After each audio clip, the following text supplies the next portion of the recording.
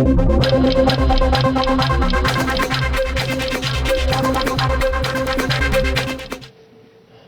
evening and welcome back to the Newshour special edition. It's the moment everyone's been waiting for, the overall numbers of the NDA, UPA and who's going to form the government. This is the moment has come.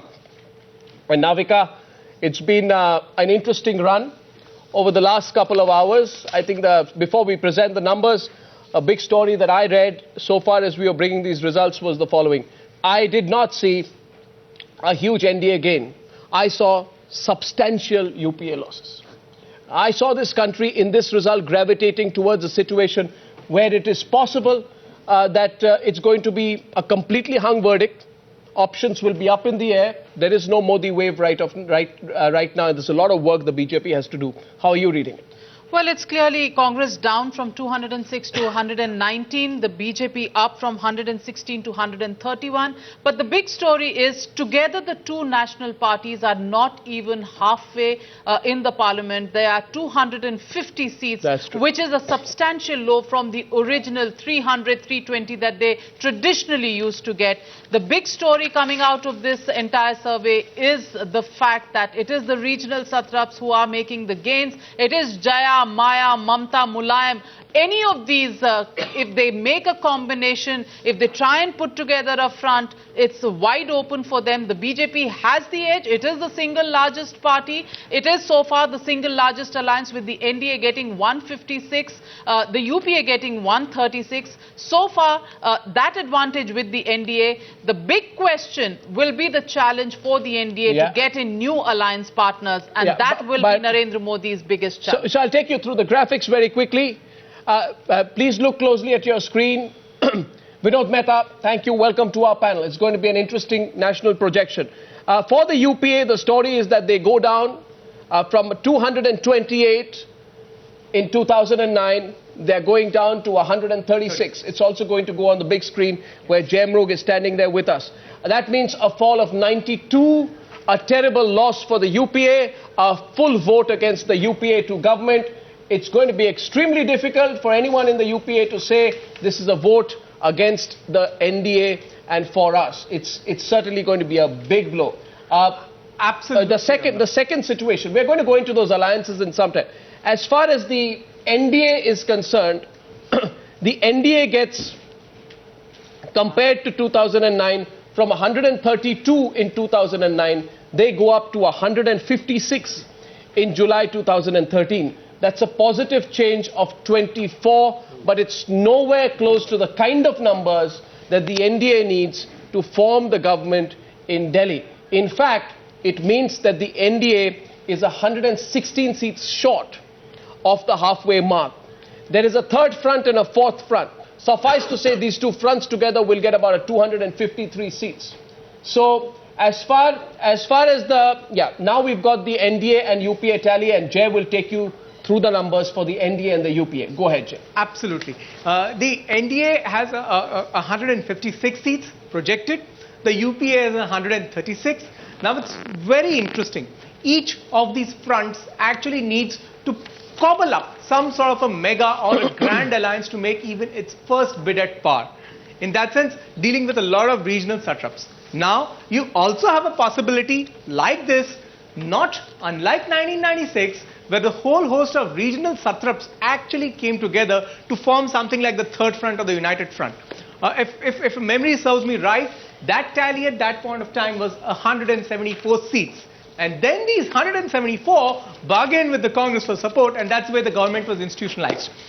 Well, now, if we go with today's numbers, all these smaller parties, put together would have something like, we can look at the NDA tally now right here, 152, and then the BJP would actually have to cobble up an alliance with starting at 131. There the BJP is at 156. The big story is simply this. We'll go into three projections. And for our viewers, what we are going to do is, if you're joining us here on the Newshour and you haven't been with us for the last couple of hours, the big takeaways for you.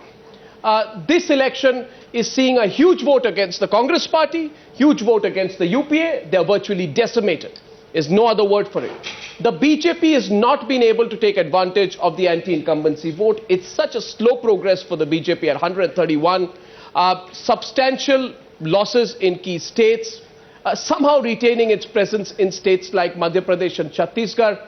The only state where there's been a huge swing for the BJP is the state of Gujarat. So there's a lot of work that the BJP really has to do.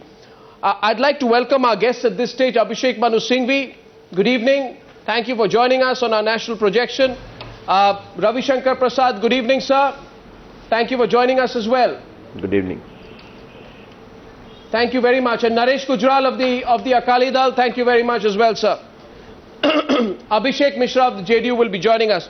Now, we believe there are three ways in which governments can be formed. You know the numbers, they are on your screen. There's not much to be said about that. Well, let's look at scenario one as we take the reactions from our panelists. We believe that scenario one in this situation, if the president calls the single largest party, which is going to be the BJP, or the single largest front, which is going to be the NDA, that's the scenario which is now on your screen. Absolutely. So our first option we are looking at is a mega NDA alliance where the NDA ropes in the support of 10 to 11 parties.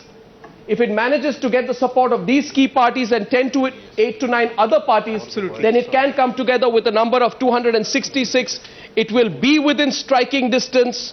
But the critical issue here will be the ability to take along difficult and important allies, Ravi Shankar Prasad. If you can get a fantastic mega alliance of Mamta, Maya and Jaya put together, and you get 7 other small parties, then as per these projections, you can come within striking distance. Now, can you really do that? Is it possible for you to work that kind of an alliance, Mr. Prasad? Arnav, first of all, let me say at the very outset, we are talking today on the 29th of July 2013. And the question you are putting to me as if we are sitting in the third week of May 2014, the results have been announced, and you are asking me to put the roadmap. Sorry, elections are still 8 months away. As of now. Let me, I presume that election will be held in time. Now, what is my take from your projections? My takes are twofold. Yeah. First, 8-9% loss to the Congress party in terms of votes. Second, the BJP is being looked forward as an alternative by the people of the country. Numbers will come separately. This is only going to increase further in the coming months with great speed. Why people are unhappy? People are unhappy because of corruption, because of malgovernance, because of price rise, because of unemployment, and general view of suffering India and insecure India. Is it going to change in the coming months? Can Arnav Goswami promise me there will be no further explosion of another scam which keeps on appearing with alarming regularity? Can you assure me there will be inflation under control? Can you assure me I can assure you of nothing, Mr. Prasad. But I can only assure you of one thing. I can only assure you of one thing. Now I'm going to make you answer my question. My question is this, that can you get Mamta, Maya and Jaya together? You know, Maya has already said, I will not work with Mr. Modi. Mamta has her own reservations. You know Jayalalita is a feisty partner, not easy to handle or predict. Can you get together this mega alliance? My numbers are telling me that you will have to get together a mega alliance to form the government. Can you do that? And then I'll take a reaction from Abhishek Singhvi. Can you do that? Therefore, based upon your projection, I can only say the BJP-led alliance is going to get handsome dividend when elections are going to be held. Yes, there are two strands in India's politics. One is BJP, anti-BJP, and another is anti-Congress. And if the mood of the country is anti-Congress, and when a quest for a stable government will come about, we'll surely get a lot of allies. And thirdly, or no, very important, the people's mood in the country is always to give stable results in elections. And I'm sure, coming to the crunch, they have seen third front and fourth front, the people are going to come around BJP-led alliance. Can the mega India alliance happen? Abhishek Singhvi, they have run successful alliances in the past, and if someone else is projected by the BJP, this mega India alliance could become a reality. You think it could happen, Dr. Singhvi? Arnab, permit me to say my 2 or 3 points, and although it might sound boring, I must state my caveat at the outset. We don't accept and believe your surveys. In 2004, Arnab, a huge number of surveys went woefully wrong. 50% of those went wrong again in 2009. And I remember in 2004, evening when the results came, the only person, the BJP who came down, I'm not talking about you, please, Arnab, allow me to answer. I'm not talking about you, I'm talking of surveys in general. Yes, you were not born and I'm not blaming you for 2004. But and that is why you don't remember perhaps, you were in another channel, but for 2 years almost, from 2004 to 2006, people stopped doing surveys. The reason is simple. In a country of India's diversity, completely the most diverse spot on earth, multi-religious, multi-ethnic, you would require a Nobel Prize for miniaturization if you could uniformly predict on a small sample size. Talk about the politics. Is important. But now let's play the game. Now 1 minute, now let's play the game. Let's play your game and let's assume that your figures are correct. That's a massive assumption. I don't accept it, and everything I say is with that caveat. But let's play your game. On your game, Arnab, you show the UPA losing, no doubt, and when you play your game, there's nothing much I can say because I have to assume your figures to be correct, and so does Mr. Ravi Shankar Prasad. He has to assume figures to be correct. We lose, but obviously, and this is the question you yourself posed, is this at all a vote for the NDA?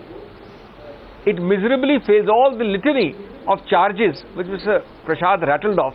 It hardly shows that there is a move towards the BJP. Point number 1. In fact, it's a very sorry showing, assuming figures to be correct. Point number 2 is more important, Arnab. You asked the question and please answer it. It's an obvious answer. Assuming your figures are correct, in your third or fourth front, or in a combined third and fourth front, tell me that barring 1 or 2, who is going to be backed by or will back the BJP Modi-led NDA? Please ask that question, you get the answer straight away. Will Mamata, please see a profile and constituency. Well, I'm asking that question. Please see the, That's exactly my question. The BJD. Please see the, just give me half a second. Let me put that question to Naresh Gujral. 1 minute, take your point. With a, no, 1 second. With a Modi-led BJP NDA, which has been announced, please ask the question, will the JDU, will the Mamata, will Maya, will DMK, will so many parties across India, which you call the third and fourth front, whose natural ally are they? The BJP's, Mr. Modi's? Or if at all push comes to shove, they can come up with an acceptable and an inclusive leader. It was Mr. Vajpayee who was caught in doing this balancing act. Vinod Mehta, let's just take a reaction. Vajpayee was caught doing a balancing act between the troika of Jaya, Maya and Mamata. Maybe they can, this mega NDA alliance, if they can achieve something like that. Now, unlike Abhishek Manu Singhvi and Ravi Shankar Prasad, I accept your So thank you. Can I shake your hand? Can I shake your hand? If I didn't accept your findings, I wouldn't be here. Can I shake your hand and say one more thing? that they're not my numbers. No. C voter. C voter. If those numbers are not accurate, what the hell are we doing here, sitting here? So as long as your numbers are accurate, the first thing to be said is it's extraordinary that the BJP, after a double anti-incumbency on the part of the Congress and a laundry list of sins that the Congress has committed since 2004, are only 15 seats ahead. That is true. I mean, so the BJP should be kicking itself that they should have done. I would have expected BJP to be close to about 180, 190 seats. NDA or BJP? BJP. Oh, okay. Now, the second point to make is very important. We'll get the BJP ally. An NDA led by Mr. Narendra Modi is least likely to get more allies. And the thing, now people you have itemed out here, I think I can put a question mark against the TMC and the BSP. They won't work with Modi.